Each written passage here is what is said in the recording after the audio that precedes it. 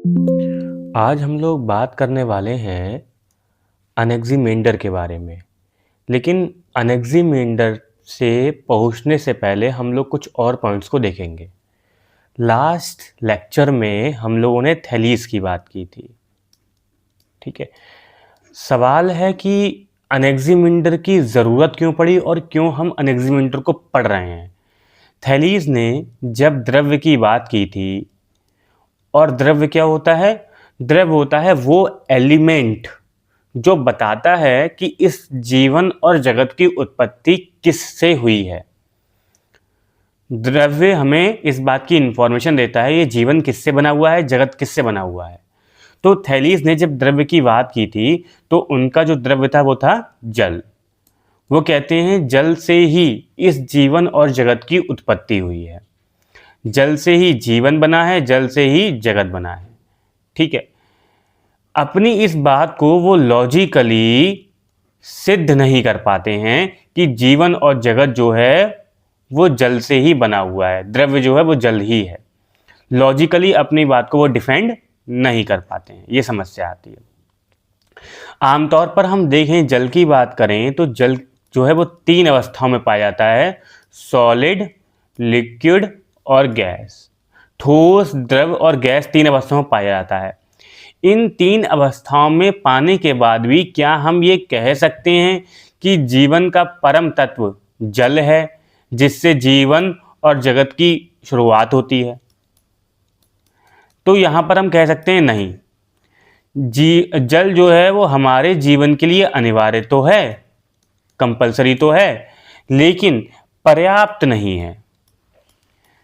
जैसे जो जितनी आवश्यकता जल की ही है, जितनी आवश्यकता जल की है उतनी ही आवश्यकता वायु की भी है, उतनी ही आवश्यकता अग्नि की भी है, उतनी ही आवश्यकता पृथ्वी की भी है और उतनी ही आवश्यकता आकाश की भी है। तो इन सब की आवश्यकता है जीवन के लिए। तो हम कैसे मान लेंगे कि जो थैलीस ने जल की बात करी है वही अप्रोप्रिएट है, हमारे लिए उपयुक्त है ना। इस वजह से हम आते हैं कहाँ पर? अनैक्सिमेंडर पे। तो आज हम जो शुरुआत करने वाले हैं वो करने वाले हैं अनैक्सिमेंडर से। तो आइए शुरुआत करते हैं।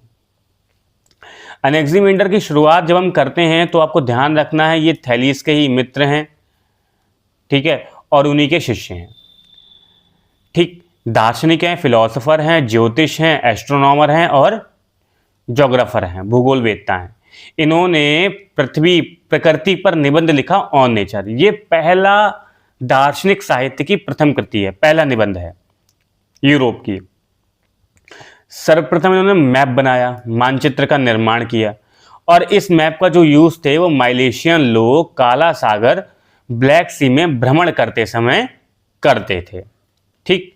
इन्होंने संपूर्ण सौरमंडल के विषय में अनेक बहुत सारी जानकारियां दी। जैसे पृथ्वी जो है वो शून्य यानी कि स्पेस में विचरण करती है, मूवली फ्री करती है, स्वतंत्र रूप से घूमती है। पृथ्वी कैसी है? बेलनाकार है, सिलेंड्रिकल है। सिलेंड्रिकल का मतलब होता है कुछ इस तरीके से सिलेंडर होता है, वैसी पृथ्वी जो है वो सूर्य से बड़ा है, सूर्य जो है वो पृथ्वी से बड़ा है, आदि आदि। तो थैलीस के मित्र होते हैं, शिष्य होते हैं, फिलोसफर हैं, एस्ट्रोनॉमर हैं और ज्योग्राफर हैं। ऑन नेचर पर इन्होंने वर्क किया था, जो पहला यूरोपीय दार्शनिक का साहित्य है। प्रथम मैप बनाया जिसका लोग ब्लैक सागर को, ब्लैक सी को भ्रमण करते समय यूज करते थे।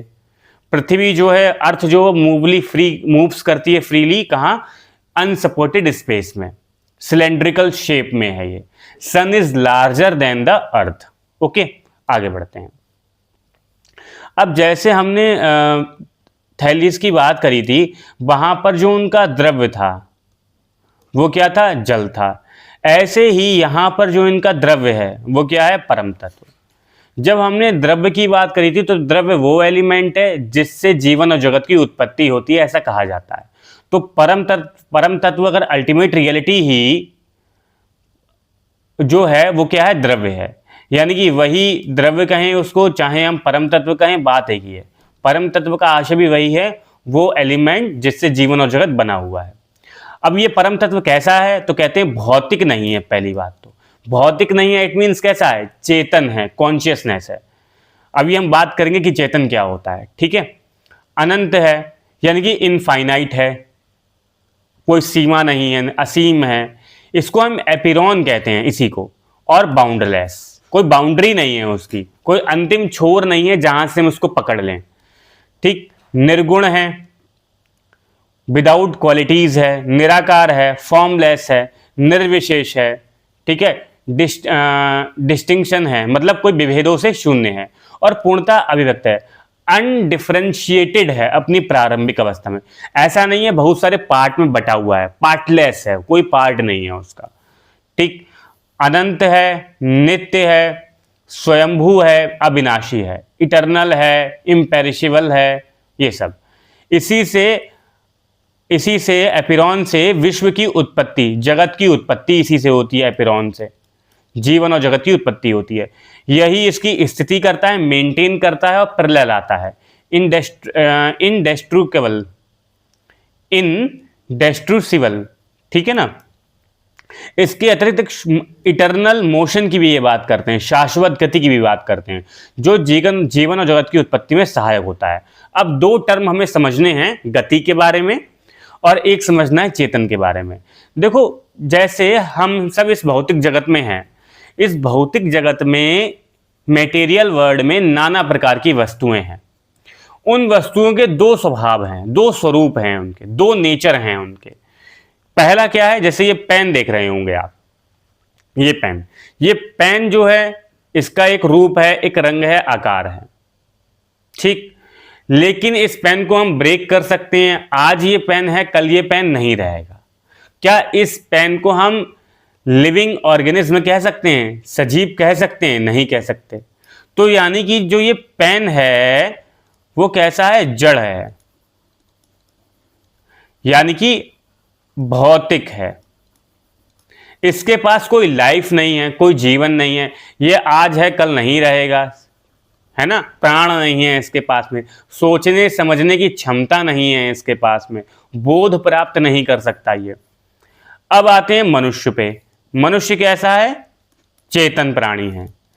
चेतन का मतलब कॉन्शियसनेस, मतलब क्या है, मैं एक चेतन प्राणी हूं, मैं चीजों को समझ सकता हूं, बोध कर सकता हूं, अनुभव कर सकता हूं, सुख दुख महसूस कर सकता हूं। इन गुणों को ही हम चेतन गुण कहते हैं, ठीक है ना।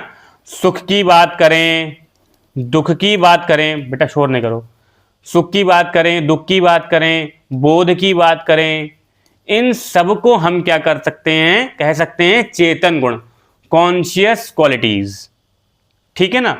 तो ऐसे ही जब ये कहते हैं कि जो भौतिक तत्व है वो जड़ नहीं है, इसका मतलब वो क्या हो सकता है, वो चेतन होगा, ठीक है ना। चेतन का मतलब एक शक्ति के रूप में जिससे सब कुछ बना हुआ है, ठीक है। शाश्वत गति की बात कर लेते हैं। शाश्वत गति में क्या है, देखिए, जैसे इस पेन को बनाया गया होगा, तो जब इस पेन को बनाया गया होगा तो क्या यह संभव है कि यह पेन बिना गति के बन जाए? क्या यह पॉसिबल है? किसी भी चीज के निर्माण के लिए, फॉर्मेशन के लिए हमें किसकी आवश्यकता पड़ती है? गति की। एक मां एक बच्चे को जन्म देती है, क्या यह संभव है कि बिना मूवमेंट के, बिना गति के वो कार्य हो पाए? हम सब सांस ले रहे हैं, चल पा रहे हैं, क्या यह संभव है कि बिना मोशन के, बिना गति के वो सब हो पाए? तो गति एक अहम भूमिका निभाता है, ऐसा एपिरॉन कहते हैं, जबकि ऐसा एनेक्सिमेंडर कहते हैं, जबकि थैलीज ने ऐसा कुछ भी नहीं कहा, ठीक है।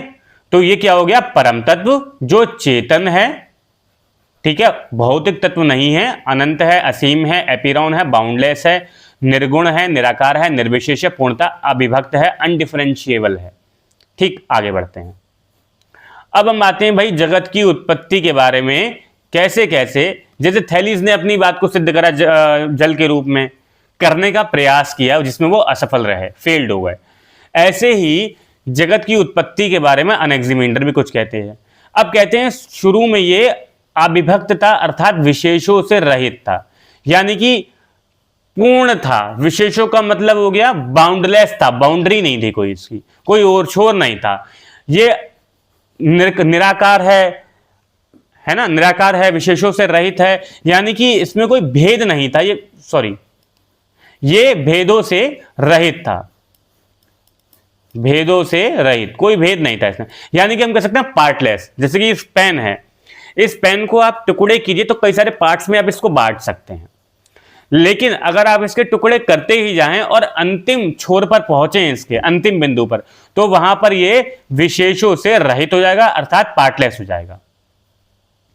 ठीक है, तो एपिरॉन ने बाद में क्या करा, अपने आप को हॉट एंड कोल्ड में अपने आप को डिवाइड कर लिया।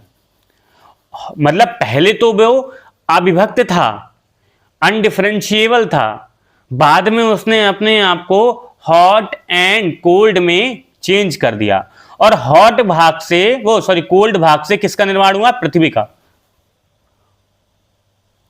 कोल्ड भाग से किसका निर्माण हुआ, पृथ्वी का, और हॉट भाग से किसका निर्माण हुआ, अग्नि।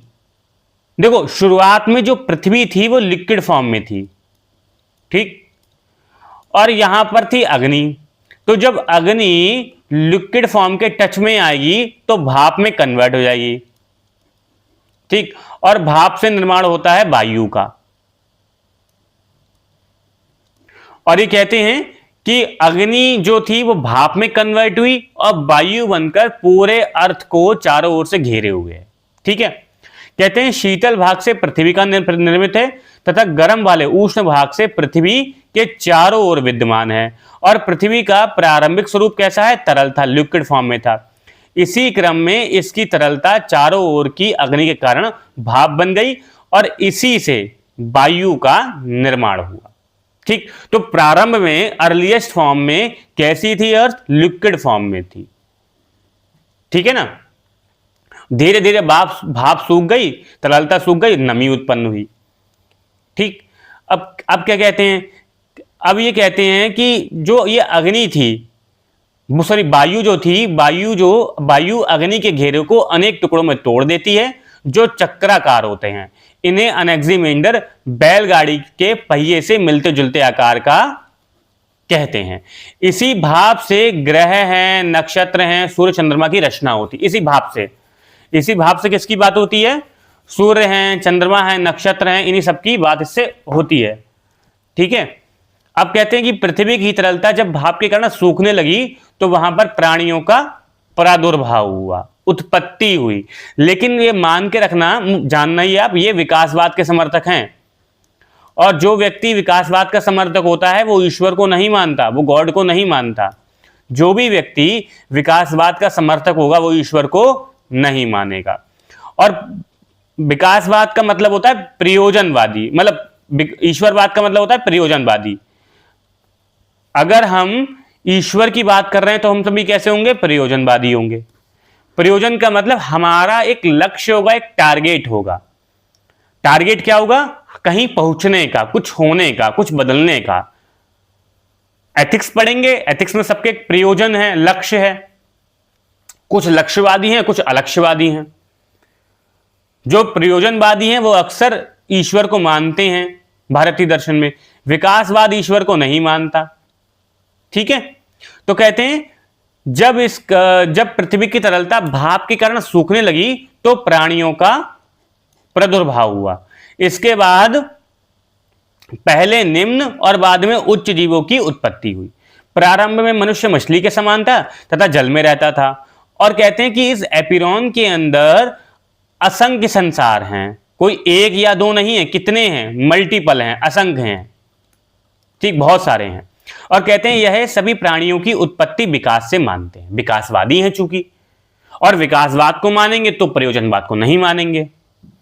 विकासवाद का मतलब कि सृष्टि क्यों बनी है, कोई कारण थोड़ी ना है, सृष्टि तो एपिरॉन से निर्मित हुई है और विकास के रूप में हुई है।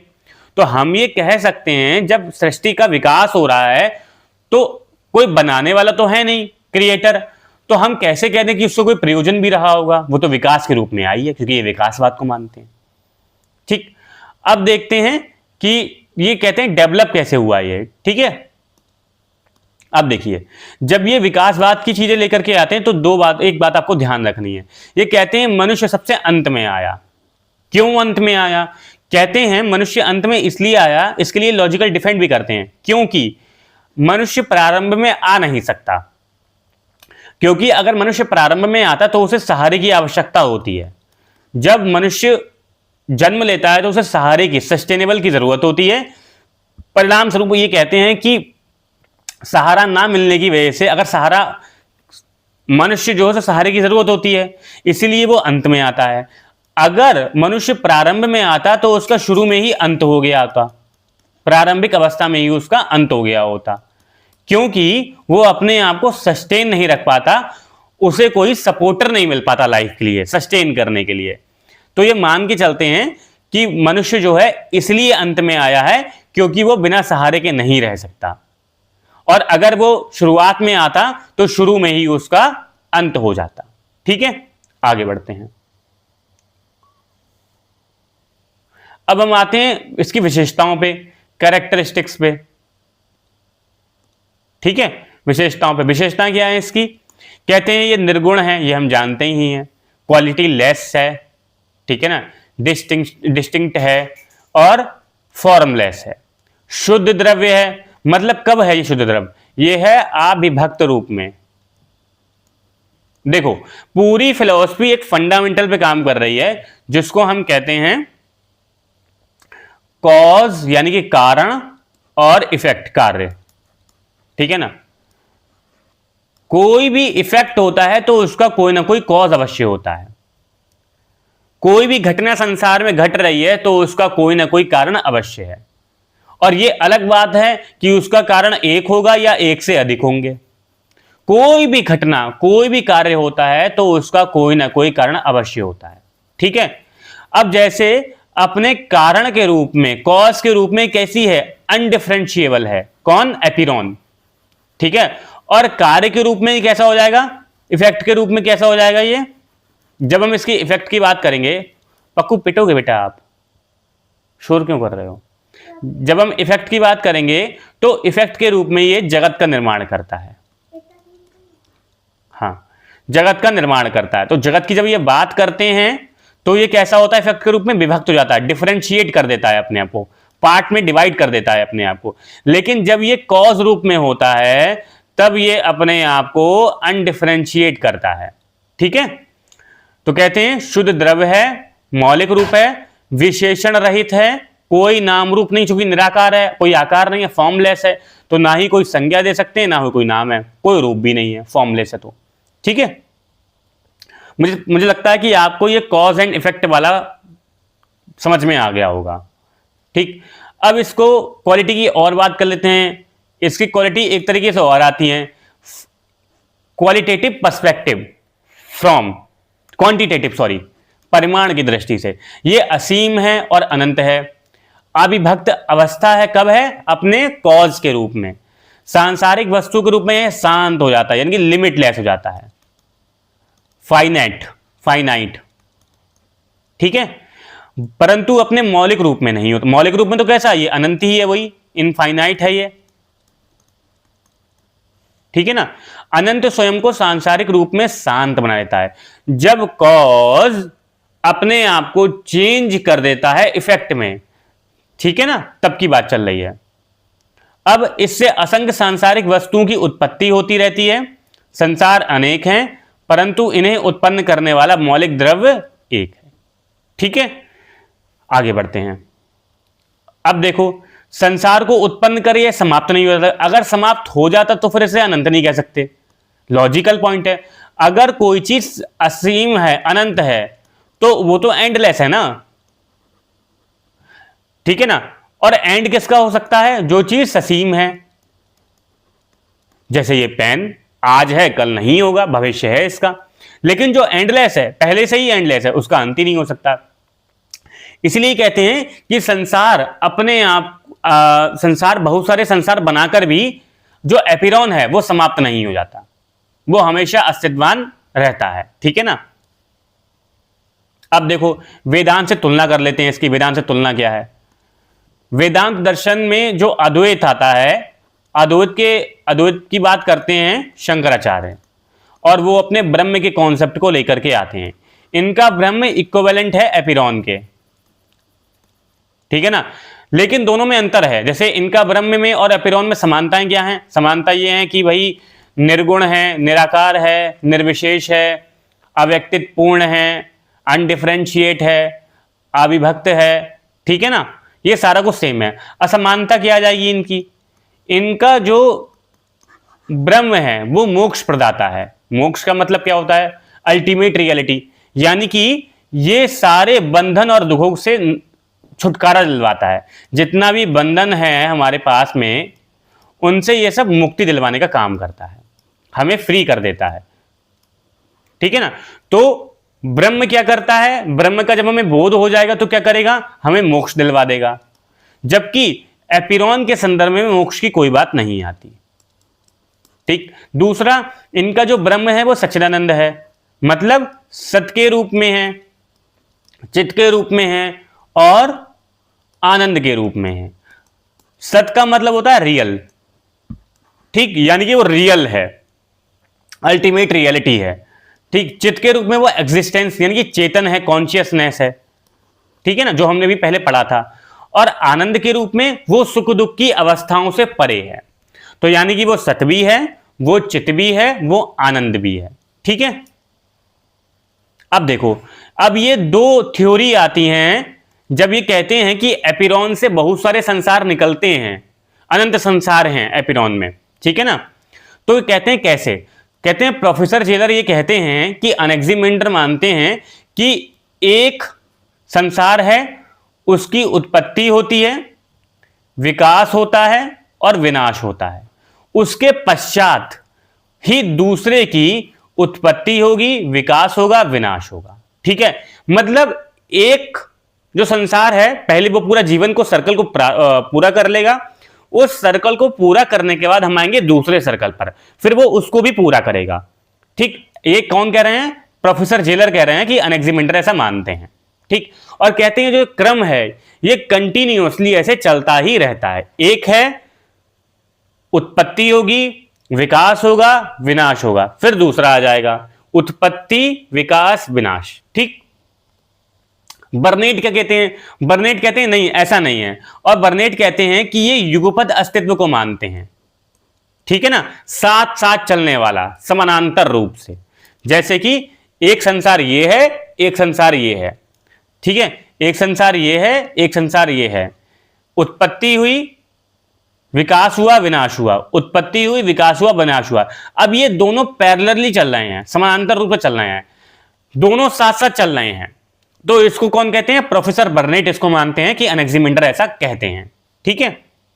अब देखिए अनेक्सिमेंडर में हम लोगों ने क्या क्या देख लिया। हमने देख लिया ये विकासवादी दार्शनिक हैं, ठीक, विकास का परिणाम मानते हैं जगत को, ठीक है ना, और कहते हैं कि एक ही पदार्थ का ये परिणाम है, ठीक है। लेकिन ये भी समुचित व्याख्या नहीं कर पाते हैं, ठीक है। क्यों नहीं कर पाते हैं? इनकी आप इमेजिनेशन देखिए, थोड़ा सा इनका काल्पनिक थोड़ा सा लगता है कि पहले एपिरॉन था, पहले वो अनडिफरेंशिएटेड था, फिर उसने अपने आप को हॉट और कोल्ड में चेंज करा, हॉट से एयर बनी हमारे सराउंडिंग, ठीक है, और कोल्ड से अर्थ का फॉर्मिंग हुआ, अर्थ बनी हमारी। ये सब बातें करते हैं तो कुछ काल्पनिक से लगती हैं कि प्रारंभ में जो मनुष्य था वो मछली के समान था, ठीक है ना। तो ये तार्किक ना होकर थोड़ा सा काल्पनिक लगता है, ठीक है ना, ये काल्पनिक सा लगता है हमको, स्पेकुलेटिव, ठीक है ना। जीवों का आगमन आकस्मिक है, उनका कोई प्रयोजन नहीं है। जितने भी जीव हैं संसार में वो सब आकस्मिक हैं, अभी खोलता हूं बेटा, आकस्मिक हैं, उनका कोई प्रयोजन नहीं है, ठीक है ना। प्रयोजन किसका होगा? जो ईश्वर को मानेगा, जो विकासवाद को मानेगा, उसका कोई प्रयोजन, कोई लक्ष्य, कोई उद्देश्य नहीं होगा, ठीक है। चलिए अब एक डिबेट आती है कि भाई जो इनका एपिरॉन है वो कैसा है, वो चेतन है, कॉन्शियसनेस है या जड़ है, ठीक है ना। अब शुरू में देखा हमने, कहा उन्होंने जड़ नहीं है इनका, वो क्या कहते हैं? चेतन है, शुरू में पढ़ा था हमने। लेकिन एक डिबेट आती है, ये कहते हैं कि आमतौर पर असीम का स्वरूप भौतिक माना जाता है, और बर्नेट कहते हैं, बर्नेट और स्टेस ने माना है कि ये भौतिक है और मूर्त कहा है, लेकिन जेलर ने इसे कॉन्शियसनेस कहा है। तो अगर परीक्षा में आएगा तो जो नॉर्मली माना गया है कि ये चेतन है, हम उसी पर टिक लगा देंगे, क्योंकि ये जड़ चीज है, जो चीज दिखाई दे उसी को तो जड़ कहेंगे। जिसका परसेप्शन ही नहीं हो पा रहा तो हम उसे कैसे कह देंगे क्योंकि वो चेतन है, सॉरी जड़ है। जिसका परसेप्शन नहीं हो पा रहा तो उसे तो हम चेतन ही कह सकते हैं, जड़ तो कह नहीं सकते। ठीक है, तो ये हमारा टॉपिक जो है वो कंप्लीट हुआ। कल हम एक नए टॉपिक के साथ में मिलेंगे जिसका नाम क्या होगा, अनएक्सिमीनस। तब तक के लिए थैंक यू सो मच।